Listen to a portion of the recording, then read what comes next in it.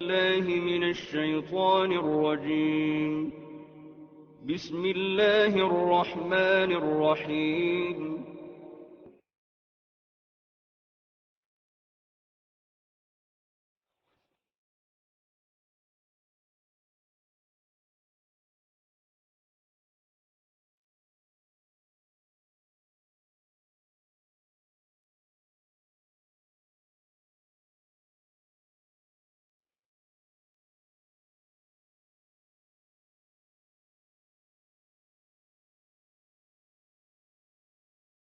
السلام علیکم ورحمۃ اللہ وبرکاتہ۔ الحمد للہ نحمده ونستعینه ونستغفره ونؤمن به ونتوکل علیہ ونعوذ باللہ من شرور انفسنا ومن سیئات اعمالنا من يهده الله فلا مضل له ومن يضلله فلا هادي له ونشهد أن لا إله إلا الله وحده لا شريك له ونشهد أن سيدنا ومولانا محمدا عبده ورسوله أما بعد فأعوذ بالله من الشيطان الرجيم بسم الله الرحمن الرحيم لو انزلنا هذا القرآن على جبل لرأيته خاشعا متصدعا من خشية الله وتلك الأمثال نضربها للناس لعلهم يتفكرون وقال الله عز وجل يا أيها الناس قد جاءتكم موعظة من ربكم وشفاء لما في الصدور وَهُدًى وَرَحْمَةٌ لِّلْمُؤْمِنِينَ قُلْ بِفَضْلِ اللَّهِ وَبِرَحْمَتِهِ فَبِذَلِكَ فَلْيَفْرَحُوا هُوَ خَيْرٌ مِّمَّا يَجْمَعُونَ صدق اللہ العظیم۔ رب اشرح لی صدری ویسر لی امری واحلل عقدۃ من لسانی یفقہوا قولی۔ سبحانک لا علم لنا الا ما علمتنا وعلیک توکلنا اللہم وفقنا لما تحب وترضى آمین یا رب العالمین۔ محترم حضرات، انشاءاللہ آج اس مختصر سے وقت میں قرآن مجید کی عظمت اور افادیت کے حوالے سے کچھ گزارشات آپ کی خدمت میں رکھنے کی کوشش کروں گا۔ اس موضوع کے منتخب کرنے کی دو وجوہات ہیں۔ ایک تو یہ ہے کہ آج پہلی مرتبہ موقع مل رہا ہے مسجد جامع القرآن قرآن اکیڈمی فیصل آباد میں گفتگو کا، اور اس اکیڈمی کے حوالے سے حق ہے کہ اس اکیڈمی میں بھی قرآن مجید کی عظمت، اس کی افادیت کے حوالے سے پہلی گفتگو ہو۔ دوسرا یہ ہے کہ آج تنظیم اسلامی کا ایک انتہائی اہم تربیتی اور فکری کورس یہاں مکمل ہوا ہے، جو کہ پچھلے 5 دن سے جاری تھا، اور بہت سارے تنظیم اسلامی کے ساتھی وہ بھی اس وقت الحمدللہ اس محفل میں موجود ہیں، اور الحمدللہ تنظیم اسلامی، اس کی پوری دعوت، اس کی تربیت، اس کا مرکز محور قرآن مجید ہے۔ تو جو بھی تربیتی کورس کے شرکاء ہیں ان کے لیے بھی ایک یاد دہانی ہو جائے گی، تذکیر ہو جائے گی کہ ہم جس کتاب کی خدمت کا ایک عزم لے کر کام کر رہے ہیں، اس کتاب کے حوالے سے ہماری کیا ذمہ داریاں ہیں، اس کتاب کی کیا عظمت ہے، کیا افادیت ہے، انشاءاللہ وہ ان کے سامنے ایک بار پھر آ جائے گی۔ حالانکہ وہ اس موضوع پر اس سے پہلے ہمارے محسن محترم ڈاکٹر سار احمد صاحب اور پھر محترم ڈاکٹر عبدالسمیع صاحب کے خطابات اس سے پہلے مجھ سے کہیں بہتر انداز سے سن چکے ہوں گے، لیکن ایک تذکیر ان کے لیے بھی انشاءاللہ ہو جائے گی۔ جہاں تک قرآن مجید کی عظمت کا تعلق ہے، اس حوالے سے قرآن مجید کی عظیم ترین آیت ہے سورۃ الحشر کی آیت نمبر 21۔ اللہ نے ارشاد فرمایا لو انزلنا هذا القرآن على جبل، اگر ہم اس قرآن مجید کو نازل کر دیتے کسی پہاڑ پر، لرأیتہ، تو تم یقیناً اس پہاڑ کو دیکھتے، خاشعا، کہ وہ جھک جاتا، ومتصدعا، اور بکھر جاتا، رضا ہو جاتا، ٹوٹ جاتا، من خشیت اللہ، اللہ تبارک و تعالیٰ کے خوف سے۔ یعنی اگر قرآن کریم نازل کیا جاتا کسی پہاڑ پر تو اس قرآن مجید کی تاثیر یہ ہوتی کہ وہ پہاڑ بیٹھ جاتا، جھک جاتا، دب جاتا اور پھر پھٹ جاتا اللہ تبارک و تعالیٰ کے خوف سے۔ بَتِلْكَ الْأَمْثَالُ نَضْرِبُهَا لِلنَّاسِ، اور یہ مثالیں ہم لوگوں کے لیے بیان کرتے ہیں۔ اللہ تبارک و تعالیٰ کو مثالوں کی ضرورت نہیں ہے۔ اللہ تبارک و تعالیٰ تو ہر شے کو ایسے جانتا ہے جیسے کہ وہ ہے۔ ہمارے علم کی محدودیت ہے، ہمیں سمجھانے کے لیے اللہ تبارک و تعالیٰ مثالیں بیان فرماتا ہے۔ تِلْكَ الْأَمْثَالُ نَضْرِبُهَا لِلنَّاسِ، یہ مثالیں ہم لوگوں کے لیے بیان کرتے ہیں، کیوں؟ لَعَلَّهُمْ يَتَفَكَّرُونَ، تاکہ وہ غور و فکر کریں۔ اب اس آیت میں جو قرآن مجید کی عظمت بیان ہوئی ہے اس کی سمجھ آتی ہے جبکہ ہمارے سامنے سورۃ الاعراف کی آیت نمبر 143 بھی ہو۔ سورہ اعراف کی آیت 143 میں مضمون یہ چل رہا ہے کہ حضرت موسیٰ علیہ السلام کو اللہ تبارک و تعالی نے شرف ہم کلامی بخشا، اور انسان کی خواہش ہوتی ہے کہ اگر وہ کسی سے گفتگو کر رہا ہو، کسی کی آواز سن رہا ہو، تو پھر وہ چاہتا ہے کہ اس کو دیکھے بھی۔ لہذا دوران گفتگو حضرت موسیٰ علیہ السلام نے اللہ تعالیٰ کی بارگاہ میں درخواست کی، رب ارنی انظر الیک، اے میرے رب آپ مجھے اپنا جلوہ دکھائیے تاکہ میں آپ کو دیکھوں۔ قال لن ترانی، اللہ نے فرمایا اے موسیٰ تم مجھے دیکھ نہیں سکتے، ممکن نہیں ہے انسان کے لیے کہ وہ اس دنیا میں اللہ تبارک و تعالیٰ کو دیکھ سکے۔ ہاں عالم حشر میں اللہ تبارک و تعالیٰ ایک نعمت عطا فرمائے گا اپنے نیک بندوں کو، مومن بندوں کو، کہ وہ اللہ کا دیدار کی لذت حاصل کریں گے، جنت میں یہ نعمت ملے گی، لیکن اس عالم میں ممکن نہیں ہے انسان کے لیے کہ وہ اللہ کو دیکھ سکے۔ تو اللہ نے فرمایا لن ترانی، اے موسیٰ تم مجھے نہیں دیکھ سکتے، ولکن انظر الی الجبل، ہاں پہاڑ کی طرف دیکھو، ایک پہاڑ کی طرف اشارہ فرمایا، اس کی طرف دیکھو، فَإِنِ اسْتَقَرَّ مَكَانَهُ، اگر یہ پہاڑ اپنی جگہ کھڑا رہ گیا، فَسَوْفَ تَرَانِي، تو پھر تم مجھے دیکھ لو گے۔ اب اس کے بعد بڑے جلالی الفاظ ہیں، فَلَمَّا تَجَلَّى رَبُّهُ لِلْجَبَلِ جَعَلَهُ دَكًّا، تو جب موسیٰ علیہ السلام کے رب نے پہاڑ کے اوپر تجلی ڈالی، اس پہاڑ کو کر دیا ریزہ ریزہ، وَخَرَّ مُوسَىٰ صَعِقًا، اور موسیٰ علیہ السلام یہ منظر دیکھ کر ہو گئے بے ہوش۔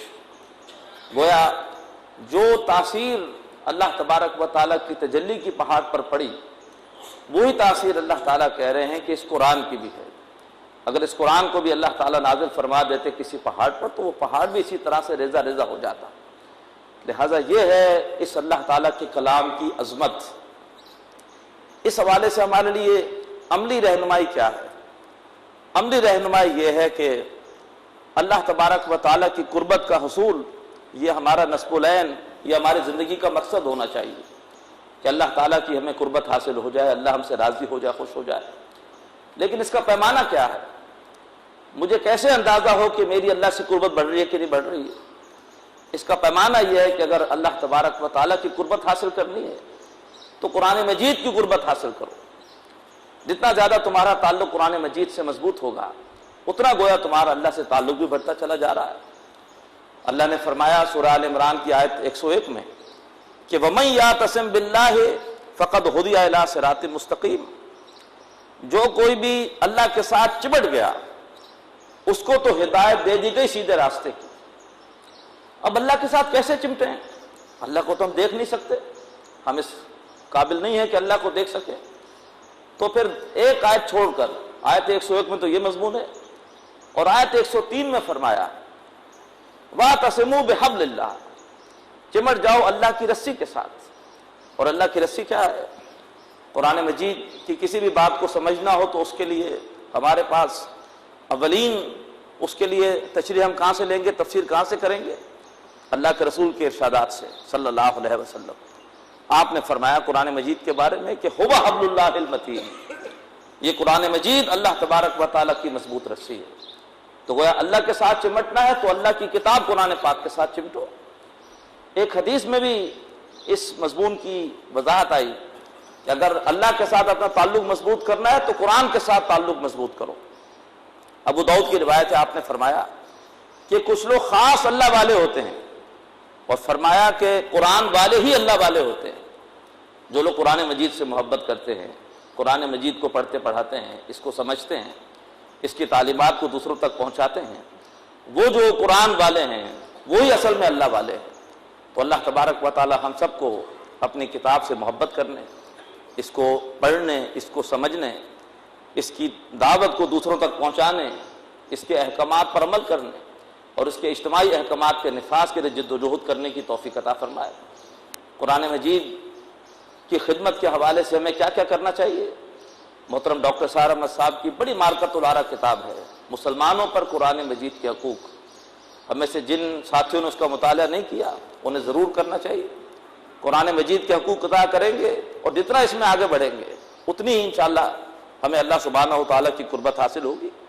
ہم میں سے ہر بھائی اپنا اپنا جائزہ پھر لے سکتا ہے کہ میرے قرآن مجید کے ساتھ تعلق میں کیا اضافہ ہو رہا ہے، اس میں کیا ترقی ہو رہی ہے۔ جتنی ترقی ہو رہی ہے اس کا مطلب یہ کہ اتنی اللہ تعالیٰ کی قربت بڑھ رہی ہے۔ تو یہ تو ہے قرآن مجید کی عظمت کہ قرآن مجید اللہ تبارک و تعالیٰ کی عظمت کے حوالے سے وہی تاثیر رکھتا ہے جو تاثیر کہ اللہ تبارک و تعالیٰ کی ذات کی تجلی کی ہے۔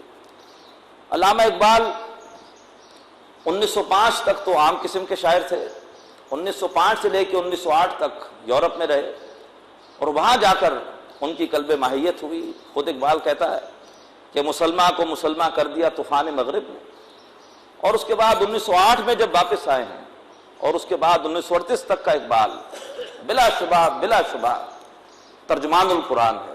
قرآن مجید کی عظمت جس طرح سے اس کی شاعری میں نظر آتی ہے وہ اور کہیں نظر نہیں آتی۔ اقبال اسی حقیقت کو جو سورہ حشر کی آیت کس میں بیان ہوئی ہے کس طرح سے بیان کرتا ہے۔ اقبال کہتا ہے فاش گویم آنچ درد المزم رست، صاف صاف بتا دوں وہ بات جو میرے دل میں چھپی ہوئی ہے۔ یہ کتاب نیس چیزیں دیگر است، قرآن مجید کوئی عام کتاب نہیں ہے، یہ کوئی اور اشیاء ہے۔ یہ کتاب نیس چیزیں دیگر است، مثل حق پنہا و ہم پیداستو، زندہ و پائندہ و گویاستو۔ مثل حق بالکل اللہ کی طرح، جس طرح سے اللہ تعالیٰ الظاہر بھی ہے الباطن بھی ہے۔ مثل حق پنہا و ہم پیداستو، یہ کتاب اس کی برکات ظاہر بھی ہیں اور اس کی بہت سی برکات ایسی ہے جو پوشیدہ بھی ہیں، ہم اس کتاب کی گہرائیوں تک نہیں پہنچ سکتے۔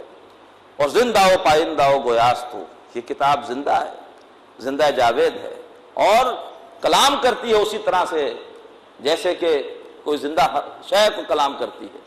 عام کتابوں کی طرح کوئی کتاب نہیں ہے، بلکہ یہ کہ کتاب زندہ ہے اور قیامت تک زندہ رہے گی۔ قیامت تک اس کی حفاظت کا ذمہ اللہ تبارک و تعالیٰ نے لے رکھا ہے۔ یہ کتاب ہم سے کلام کرتی ہے، ہمیں ہمارے مسائل کا حل دیتی ہے۔ اللہ نے اس کتاب میں تدبر کی توفیق عطا فرمائے۔ اب اس کے بعد جو گفتگو کا دوسرا حصہ ہے کہ اس کتاب کی افادیت کیا ہے، اقبال نے اس کو اسی نظم میں اس طرح سے بیان کیا کہ چوں بجا در رفت جہاں دیگر شبد، جہاں چوں دیگر شب جہاں دیگر شبد۔ یہ کتاب جب کسی کے اندر اترتی ہے تو وہ انسان بدل جاتا ہے۔ وہ خود کیا بدلتا ہے بلکہ اس کے لیے پوری دنیا بدل جاتی ہے۔ وہ پہلے دنیا کو کسی اور نگاہ سے دیکھ رہا ہوتا ہے، دنیا کا طلبگار ہوتا ہے، اور جب کتاب اندر اترتی ہے تو اس کے بعد وہ آخرت کا طلبگار بن جاتا ہے۔ دنیا کی حقیقت اس کی نگاہ میں مچھر کے پر سے بھی کم ہو جاتی ہے۔ تو اب یہ جو افادیت اقبال نے بیان کی ہے، یہ رہنمائی اقبال نے کن آیات سے لی ہے؟ وہ اصل میں سورہ یونس کی آیت نمبر 57 اور 58 ہے کہ قرآن مجید تو اپنی جگہ عظیم ہے، لیکن ہم اس سے کیسے استفادہ کریں، ہمارے لیے اس کتاب کے اندر کیا کیا استفادے کے پہلو ہیں، وہ مضمون ہے سورہ یونس کی آیت نمبر 57 اور 58 میں۔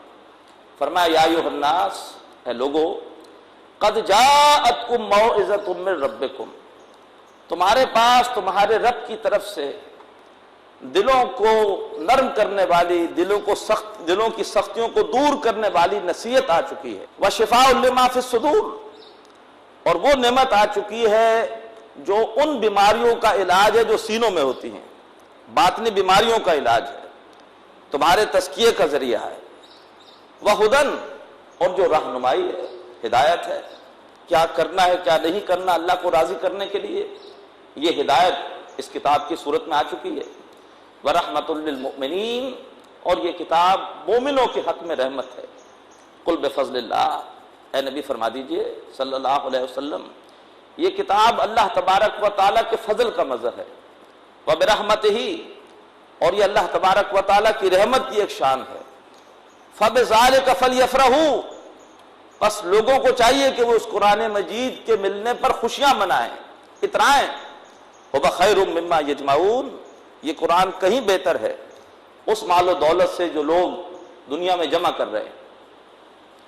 اب یہاں پر فرمایا قُلْ يَا أَيُّهَا النَّاسُ، اے نبی فرما دیجئے لوگو، قَدْ جَاءَتْكُم مَّوْعِظَةٌ مِّن رَّبِّكُم، تمہارے پاس تمہارے رب کی طرف سے دلوں کو نرم کرنے والی نصیحت آ چکی ہے۔ اب یہ آیت سمجھ میں آتی ہے جبکہ قرآن مجید کا ایک اہم مضمون بھی ہمارے سامنے ہو۔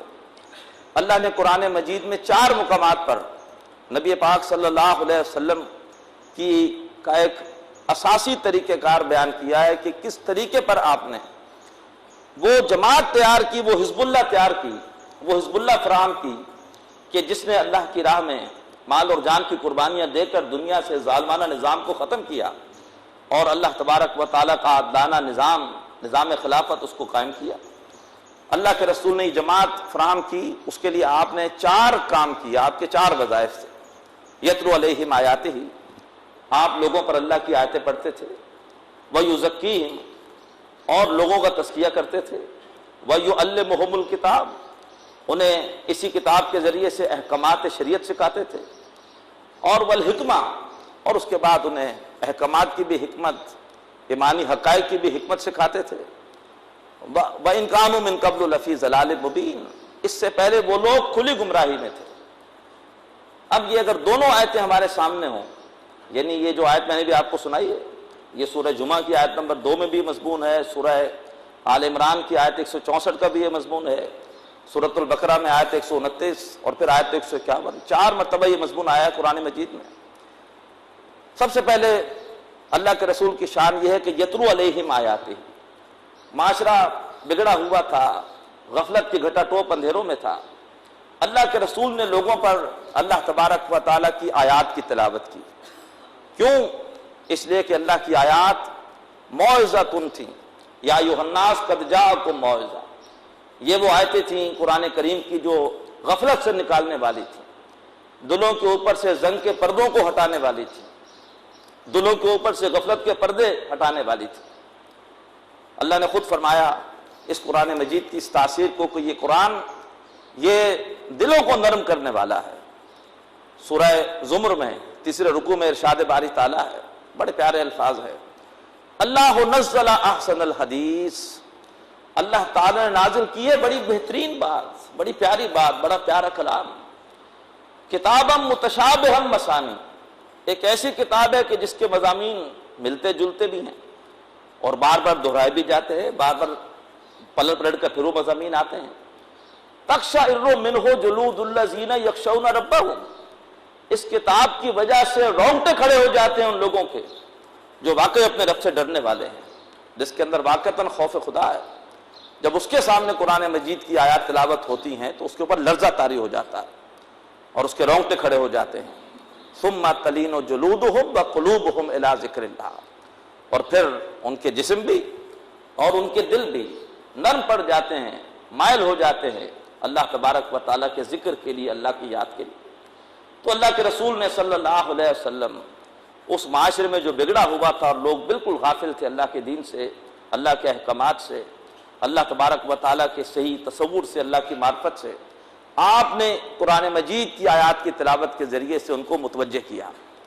الطاف حسین حالی کے بڑے پیارے الفاظ، وہ بجلی کا کڑکا تھا یا صوت ہادی، عرب کی زمین جس نے ساری ہلا دی۔ اور اس کے بعد قرآن مجید نے اس لیے متاثر کیا کہ وہ لوگ کہ جن کو اپنے کلام کی فصاحت اور بلاغت کے اوپر ایک ناز تھا، خود کو عرب کہتے تھے اور دوسروں کو عجم کہتے تھے، قرآن مجید میں ادبیت، فصاحت، بلاغت اس کے وہ مظاہر تھے کہ ان کے بڑے بڑے شعراء اور خطبہ وہ عاجز آ گئے اور تسلیم کرنا پڑا کہ یہ واقعتاً قرآن اللہ کا کلام ہے، اور اس کلام کا مقابلے میں ایک صورت تک پیش کرنے سے قاصر ہے۔ تو ایک تو قرآن مجید کی ادبیت نے ان کو متاثر کیا، دوسرا یہ کہ قرآن مجید کی اولین صورتوں میں جو ترتیب تلاوت کے اعتبار سے قرآن مجید کے آخری حصے میں ہیں، ان میں ایک ہلا دینے والا مضمون آیا، اور وہ مضمون تھا آخرت کے حوالے سے، یہ زندگی اصل زندگی نہیں ہے، یہ ختم ہو جائے گی، لیکن مرنے کے بعد تمہیں دوبارہ زندہ کیا جائے گا، اور تمہیں اپنے ایک ایک عمل کا اللہ تبارک و تعالیٰ کی بارگاہ میں حساب دینا ہوگا۔ فَمَن يَعْمَلْ مِثْقَالَ ذَرَّةٍ خَيْرًا يَرَهُ وَمَن يَعْمَلْ مِثْقَالَ ذَرَّةٍ شَرًّا يَرَهُ۔ اس مضمون نے لوگوں کو ہلا دیا کہ کیا مرنے کے بعد دوبارہ زندہ کیا جائے گا؟ اَإِذَا مِتْنَا وَكُنَّا تُرَابًا وَعِظَامًا أَإِنَّا لَمَبْعُوثُونَ أَوْ آبَاؤُنَا الْأَوَّلُونَ۔ تو القاریہ ملقاریہ الحاقہ ملحاقہ، یہ وہ ہلا دینے والے الفاظ تھے، وہ کھڑکھڑانے والی، اور تمہیں کیا معلوم کہ کھڑکھڑانے والی کیا ہے؟ وما ادراک ما القاریہ الحاقہ ملحاقہ وما ادراک ما الحاقہ، وہ حق ثابت ہونے والی، اور تمہیں کیا معلوم کہ وہ حق ثابت ہونے والی کیا ہے، اور کیا ہے وہ حق ثابت ہونے والی، اور تمہیں کیا معلوم کہ وہ حق ثابت ہونے والی کیا ہے۔ اب یہ وہ قرآن مجید کی آیات تھیں اور ایمان بالآخرت کا مضمون تھا کہ جس نے لوگوں کو ہلا دیا، اور اس کے بعد وہ کیفیت پیدا ہوئی کہ اما یتساءلون عن النبأ العظیم الذی ہم فیہ مختلفون، کس چیز کے بارے میں آپس میں ایک دوسرے سے پوچھ رہے ہیں؟ ایک بہت بڑی خبر کے بارے میں، جس کے بارے میں کہ وہ اختلاف کر رہے ہیں۔ کلا سیعلمون ثم کلا سیعلمون، اب کیا انداز ہے جلالی، ہرگز نہیں وہ عنقریب جان لیں گے، پھر ہرگز نہیں وہ عنقریب جان لیں گے۔ تو بہرحال یہ ہے کہ اس کتاب میں، اس کتاب کی آیات بینات میں غافلوں کو غفلت سے نکالا اور اللہ کے رسول صلی اللہ علیہ وسلم کی دعوت کی طرف متوجہ کیا۔ اس کتاب کی پہلی افادیت یہ ہے کہ آج یہ کتاب ہمارے دلوں کی سختی کو بھی دور کر سکتی ہے۔ اللہ ہمیں اس کتاب کو سمجھ سمجھ کر پڑھنے کی توفیق عطا فرمائے، اور دوسرے قرآن کی محفلوں میں اللہ تعالی ہمیں ہدایت کی نیت سے شریک ہونے کی توفیق عطا فرمائے۔ انشاءاللہ ہمارے دلوں کی سختی بھی کم ہوگی۔ اللہ کے رسول کا ارشاد ہے صلی اللہ علیہ وسلم کہ دلوں پر زنگ آ جاتا ہے۔ پوچھا گیا کہ دلوں کے زنگ کو کیسے اتارا جائے؟ آپ نے فرمایا کہ موت کو کثرت سے یاد کرو۔ یہ زنگ دنیا کی محبت کا ہوتا ہے، دنیا میں بہتر سے بہتر آسائشیں حاصل کرنے کی خواہش، دنیا میں بہتر سے بہتر معیار زندگی بنانے کی خواہش، اسی میں تم اپنے آپ کو کھپا دیتے ہو، اسی کی وجہ سے دلوں پر زنگ آتا ہے۔ موت کو کثرت سے یاد کرو گے تو پھر تم اس دنیا میں جی نہیں لگاؤ گے۔ اور نمبر 2، قرآن مجید کو پڑھو۔ قرآن مجید کا ہر صفحہ تمہیں اصل حقیقت کی یاد دلائے گا کہ اصل حقیقت، اصل زندگی دنیا کی نہیں ہے، آخرت کی ہے۔ تو ہمارے بھی دلوں کا زنگ اترے گا انشاءاللہ اس قرآن مجید کے ذریعے سے۔ اب اللہ کے رسول نے دوسرا کام کیا کیا صلی اللہ علیہ وآلہ وسلم؟ یتلو علیہم آیاتہ ویزکیہم، جو لوگ بھی اللہ کے رسول کی طرف متوجہ ہو گئے، ان کی دعوت کی طرف متوجہ ہو گئے، ایمان لے آئے، اب آپ نے ان کا تزکیہ کیا۔ لیکن تزکیہ کیسے کیا؟ کیا کوئی خانقاہ بنائی؟ کیا وہاں جا کر مراقبے کروائے، ضربے لگوائیں، کوئی ریاضتیں کروائیں؟ نہیں، بلکہ یہ قرآن مجید ہی تزکیے کا ذریعہ ہے۔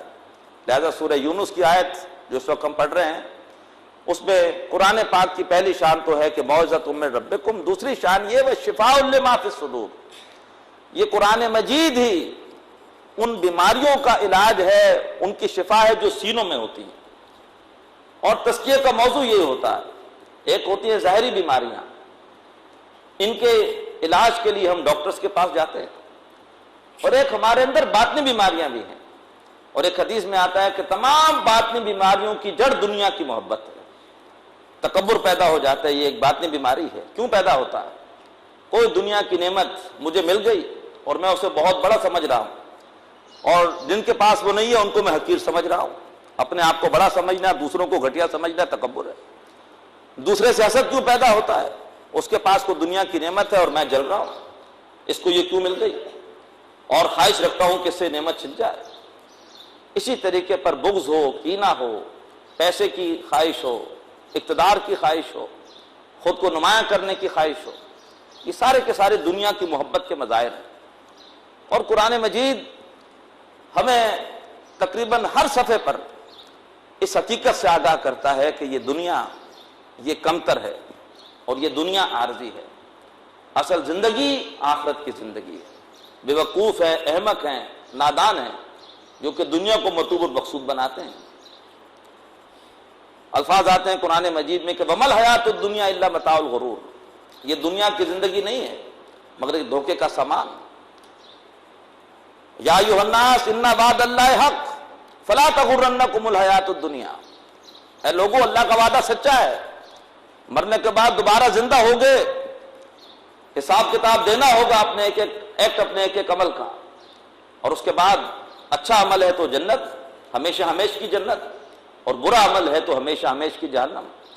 لہذا فلا تغرنکم الحیات الدنیا، دیکھنا کہیں تمہیں دنیا کی زندگی دھوکے میں نہ ڈال دے۔ تو جو آدمی واقعتاً قرآن مجید کو سمجھ سمجھ کے پڑھنے والا ہو، یہ قرآن مجید اس کو دنیا کا طلبگار نہیں رہنے دیتا، یہ قرآن مجید اسے پھر آخرت کا طلبگار بنا دیتا ہے۔ دل سے دنیا کی محبت نکلتی ہے، دل کی صفائی ہوتی ہے، تزکیہ ہوتا ہے۔ تو یہ قرآن مجید کی دوسری شان ہے، بشفاء لما فی الصدور۔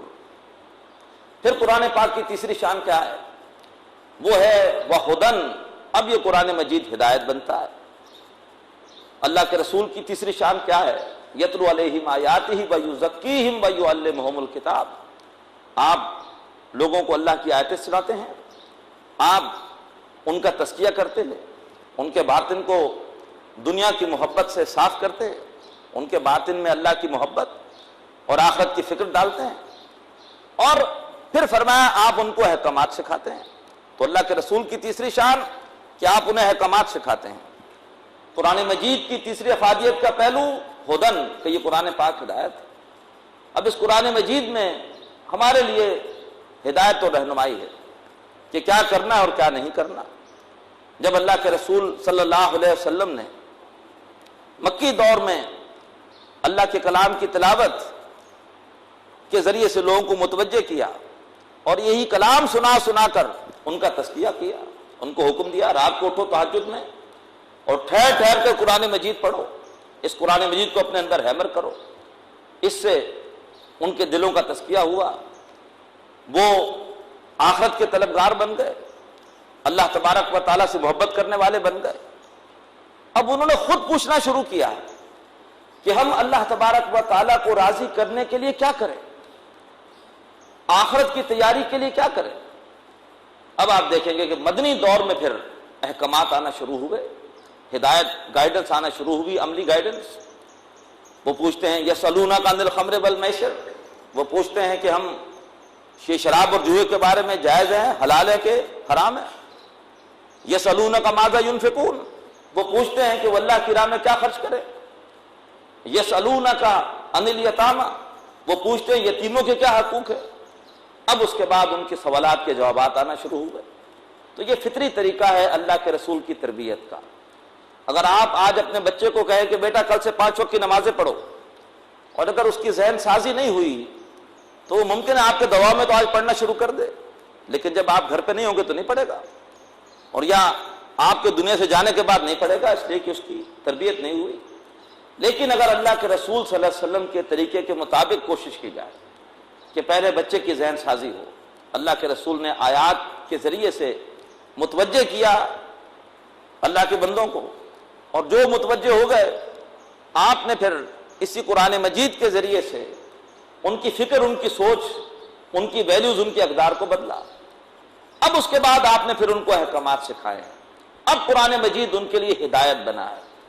اور اب اس کے بعد جیسے حکم آیا ہے پردے کا، حالانکہ خاتون کے لیے بہت مشکل ہوتا ہے پردے کے احکامات پر عمل کرنا، اس کے اندر خواہش ہوتی ہے کہ اپنے حسن، اپنی خوبی کو نمایاں کرے، لیکن جیسی احکامات آئے ہیں ستر و حجاب کے فوراً اس پر عمل ہوا۔ شراب چھوڑنا واقعتاً انتہائی مشکل ہے، لیکن جیسی شراب کی حرمت کا حکم آیا فوری طور پر شراب لوگوں نے چھوڑ دی، اور واقعتاً شراب ایسے گلیوں کے اندر بہہ رہی تھی جیسے کہ کوئی پانی کا ریلا بہہ رہا ہو۔ تو اللہ کے رسول صلی اللہ علیہ وسلم نے تیسرا کام یہ کیا کہ آپ نے لوگوں کو احکامات سکھائے، ڈوز اینڈ ڈونٹ سکھائے، ان کو ہدایت دی کیا کرنا ہے کیا نہیں کرنا۔ یہی قرآن مجید کی تیسری شان ہے، یا ایھا الناس قد جاءتکم موعظۃ من ربکم وشفاء لما فی الصدور وہدی۔ اب اس کے بعد قرآن مجید کی چوتھی شان کیا ہے؟ یہ قرآن مجید رحمت ہے۔ اللہ کے رسول کی چوتھی شان کیا ہے؟ یعلمہم الکتاب والحکمہ۔ اب آپ نے لوگوں کو پھر حکمت سکھائی، باطنی بصیرت۔ حکمت کی پھر 2 قسمیں ہیں، ایک حکمت ایمانی ہے اور ایک حکمت عملی ہے۔ حکمت قرآنی وہ ہے کہ حکمت ایمانی وہ ہے کہ جو بھی ایمانیات اللہ تبارک و تعالیٰ نے ہمیں عطا فرمائے ہیں قرآن مجید کے ذریعے سے، اللہ پر ایمان ہے، آخرت پر ایمان ہے، رسالت پر ایمان ہے، ان کی حکمتیں کیا ہیں؟ اور پھر جو اللہ نے احکامات دیے ہیں، حکمت احکامات، نماز کی حکمت کیا ہے، اقیم الصلاۃ علی ذکری، روزے کی حکمت کیا ہے، لعلکم تتقون، اب آپ نے حکمتیں سکھائیں۔ اور بلا شبہ یہ حکمت خود قرآن مجید نے کہا بہت بڑی دولت ہے، بہت بڑی رحمت ہے۔ وَمَن یُؤْتَ الْحِکْمَةَ فَقَدْ أُوتِیَ خَیْرًا کَثِیرًا، جس کو یہ حکمت دے دی گئی، وہ باطنی بصیرت دے دی گئی جس کے ذریعے سے وہ اشیاء کی حقیقت کو دیکھ سکے، تو یہ بہت بڑی ایک بصیرت، باطنی بصیرت بہت بڑی نعمت ہے۔ تو قرآن مجید کی چوتھی شان پھر یہ ہے کہ یہ رحمت ہے۔ اللہ کے رسول کا چوتھا وظیفہ یہ ہے کہ آپ نے لوگوں کو حکمت سکھائی۔ جب مجھے کسی عمل کی حکمت کا علم ہو جائے، اب میرے لیے اس عمل پر، اس حکم پر عمل کرنا اور آسان ہو جاتا ہے، اب اس پر مزید انشراح ہو جاتا ہے۔ اور واقعتاً دنیا میں سب سے بڑی رحمت یہ ہدایت ہی ہے۔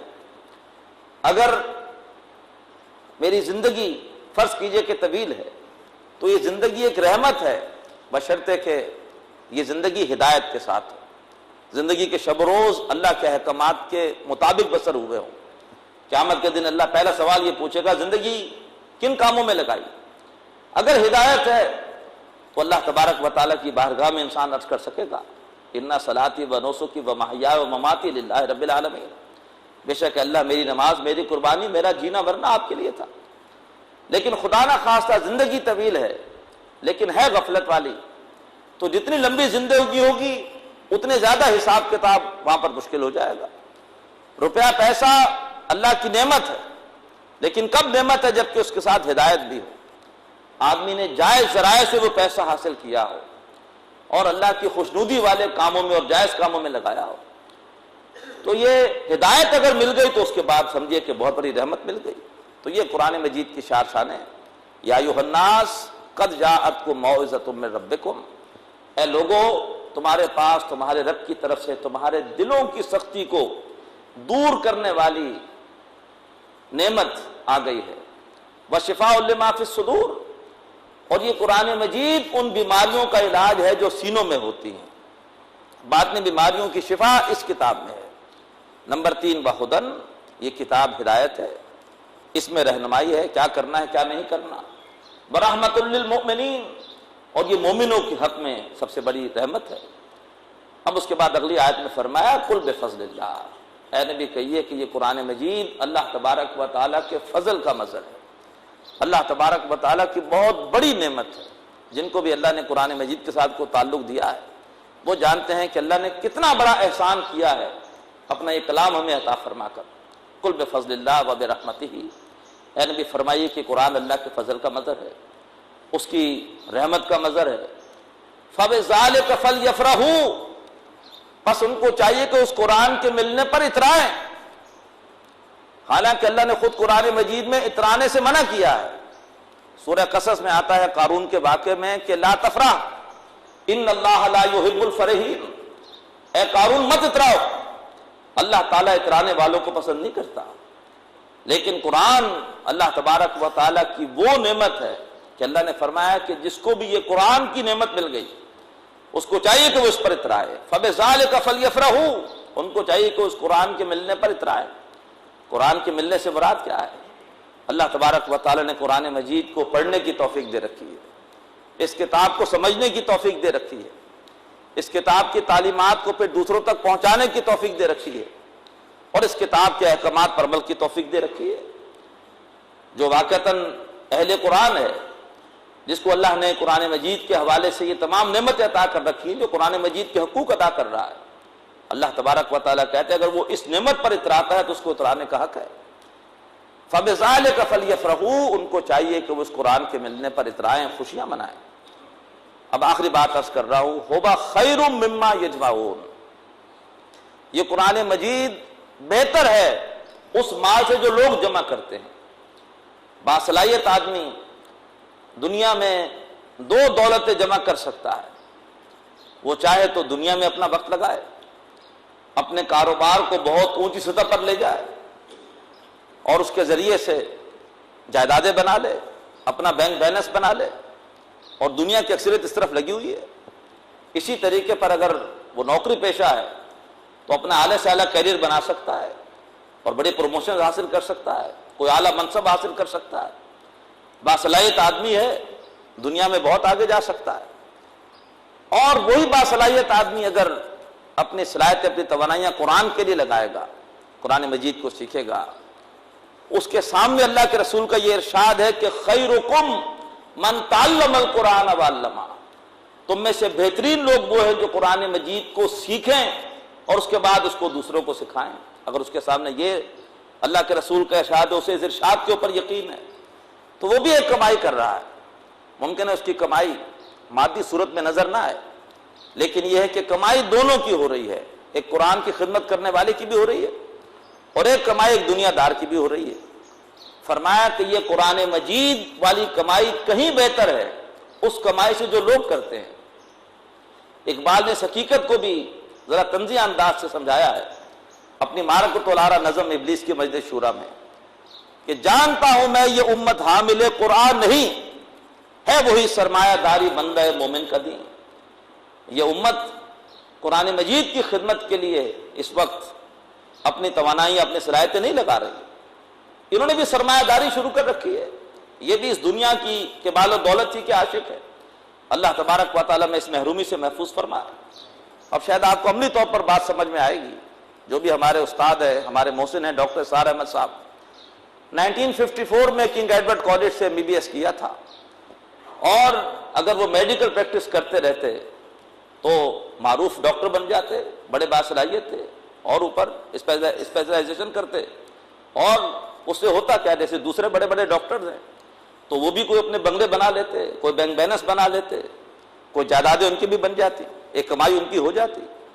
لیکن اللہ نے ان پر خاص کرم فرمایا کہ انہیں اللہ تبارک و تعالیٰ نے قرآن مجید کی خدمت کی طرف متوجہ کیا، لہٰذا آج ان کے پاس کوئی دنیا کا مال و اسباب تو نہیں ہے، لیکن آج لاکھوں افراد ان کے ذریعے سے الحمدللہ قرآن مجید کی تعلیمات سے متعارف ہوئے ہیں۔ میں لاکھوں افراد اس لیے کہہ رہا ہوں کہ QTV کے ذریعے سے اور اب پیس TV کے ذریعے سے کئی ملکوں میں ڈاکٹر صاحب کے دروس اور ان کا ترجمہ قرآن وہ نشر ہو رہا ہے، اور ان لاکھوں میں سے ہزاروں افراد ایسے ہیں کہ جن کی زندگیاں الحمدللہ بدلی ہیں ڈاکٹر صاحب کے دروس سن کر، اور ان میں سے پھر ایسے بھی خوش نصیب ہیں کہ جنہوں نے الحمدللہ اپنی زندگیاں پھر قرآن کی خدمت کے لیے لگا دی ہیں۔ یہ ڈاکٹر صاحب کی کمائی ہے، یہ کمائی ان کے لیے صدقہ جاریہ ہے۔